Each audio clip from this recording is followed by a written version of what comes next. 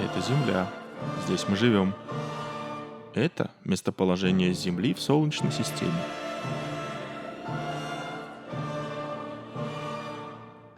Это Луна, если смотреть с Земли. Иногда создается ощущение, что она совсем рядом, достаточно протянуть руку. Именно на это расстояние удалена Луна от Земли. Как вы думаете, 405 695 километров? Это много или мало? Внутри этого расстояния поместятся все планеты нашей Солнечной системы с учетом их диаметра. Если попытаться пройти пешком это расстояние, нам потребуется 4 жизни. Даже в пределах нашей собственной Солнечной системы это расстояние демонстрирует, насколько велико космическое пространство и почти недостижимо для нас с вами.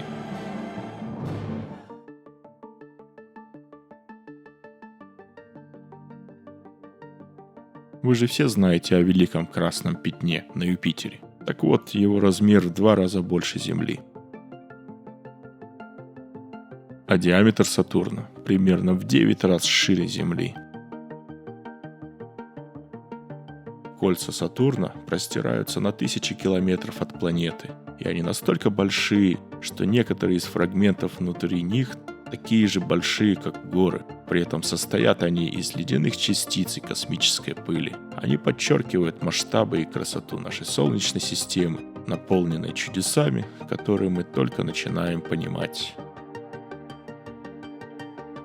Просто запомните. Это Земля, если на нее смотреть с Луны. Это Земля, вид с Марса.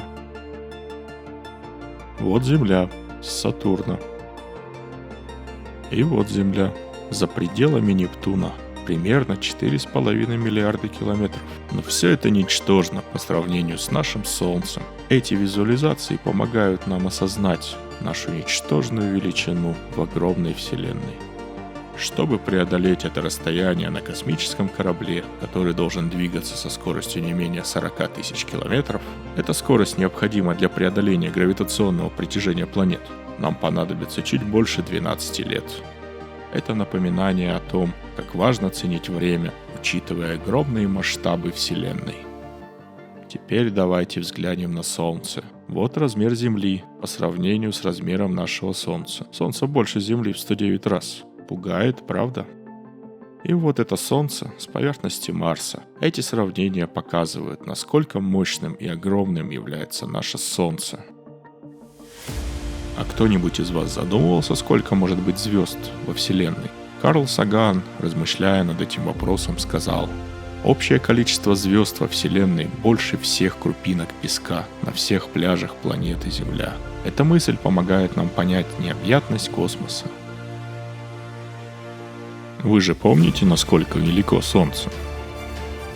А есть звезды, которые гораздо-гораздо больше нашего маленького, в некоторых смыслах даже ничтожно малого Солнца. Самая большая известная нам звезда находится в нашей галактике Млечный Путь и называется Стефенсон 2-18. Она примерно в 2150 раз больше диаметра нашего Солнца. Но это все еще не сравнится с размерами галактики. Фактически, если уменьшить размер нашей Солнечной системы до размера монеты и уменьшить галактику Млечный Путь, используя тот же масштаб, диаметр Млечного Пути будет примерно равен размеру России. Это потому, что галактика Млечный Путь очень большая. Ее диаметр около 150 тысяч световых лет в ширину, что составляет 1,4 квантиллиона километров. А можете себе представить, что наша галактика — это всего лишь песчинка в масштабах Вселенной? Это демонстрирует, что даже наша галактика всего лишь одна из множества в необъятной Вселенной. Вы только представьте себе, всего лишь на одном снимке, сделанном телескопом Хаббл, находятся тысячи и тысячи галактик, каждая из которых содержит миллионы и миллиарды звезд со своими планетами. Некоторые из видимых здесь объектов могли сформироваться до 11 миллиардов лет назад, всего лишь 3 миллиарда лет после Большого взрыва. А некоторые уже, возможно, перестали существовать.